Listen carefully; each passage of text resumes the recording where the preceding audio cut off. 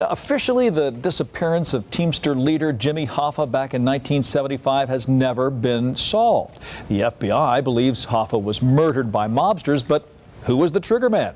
Well, tonight we hear from a man who says he's the one who pulled the trigger, even though he and Hoffa were close friends. The I-Team's George Knapp here with an exclusive detail on that.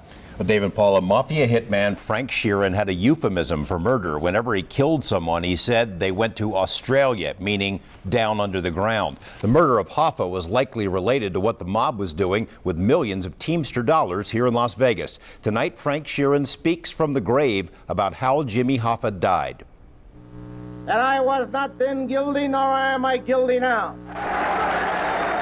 When he emerged from prison in the 1970s, former Teamster President Jimmy Hoffa announced he wanted his job back, even though he'd been warned by mafia associates to back off. The mob was concerned that Hoffa might reveal the connection between Teamster loans to Las Vegas casinos and the cash being skimmed from those casinos. Hoffa had to go. On the last day of his life, hours before he was killed, Hoffa placed a frantic call to Las Vegas. This FBI telex shows he phoned the Dunes Hotel to speak to his lawyer, Morris Schenker, who'd bought into the Dunes with a Teamster loan of his own. Just a few weeks earlier, Hoffa had visited Las Vegas to meet with Schenker face-to-face and with casino owner Mo Dalitz, another recipient of Teamster money.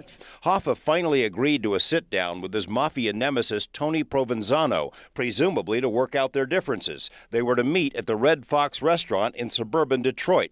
Hoffa insisted that his trusted muscle, Frank the Irishman Sheeran, be there to back him up.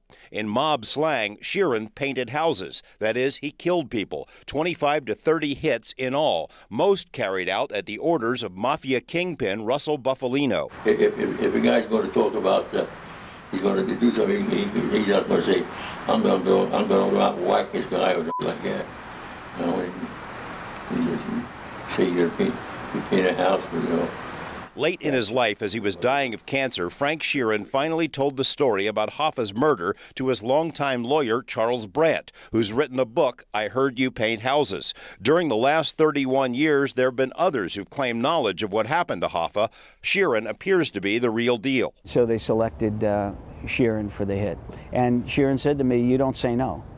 You don't say no to Russell Buffalino about anything. If I said no to Russell, Jimmy would have been just as dead, and I'd have gone to Australia with him. And so he was in a position where he had to do it, or he'd have been killed. It took years before Sheeran told his lawyer everything about the Hoffa hit. Sheeran had already been mentioned as a possible suspect in a few Hoffa books. He told Brandt he wanted to tell the truth about that day. Gave me chills. I'm looking at him, and I go, he killed Hoffa. In recorded interviews, Sheeran slowly filled in the blanks. He and Brandt retraced the events, starting at the restaurant. Sheeran said he was one of 3 men who arrived in this car to pick up Hoffa, who got into the back seat.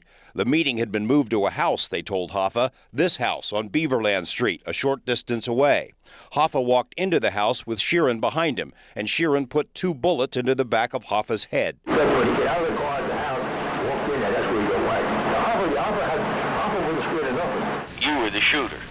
That's right. There's plenty to corroborate Sheeran's story. For one thing, Hoffa was cautious. He wouldn't have climbed into the car unless someone he knew was there, someone like Sheeran. From the beginning, the FBI considered Sheeran a prime suspect. Agents have tried everything to get him to talk. When they first searched the car, police dogs detected Hoffa's scent in the back seat, just where Sheeran said Hoffa sat. Agents also found a human hair, but it wasn't until 25 years later that DNA testing confirmed it was Hoffa's hair. As a young prosecutor, Las Vegas attorney Stan Hunterton wrote and defended the motion that allowed the government to seize the car and preserve the evidence. He thinks Sheeran's confession rings true. I believe that Hoffa was lured into the car, which we seized.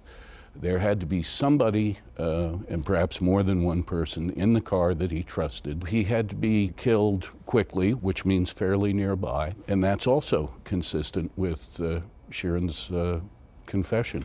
In 2003, days away from dying, Sheeran gave Brandt the okay to go forward with the book. Brandt believes the hitman was trying to reconcile for murdering his friend Jimmy Hoffa.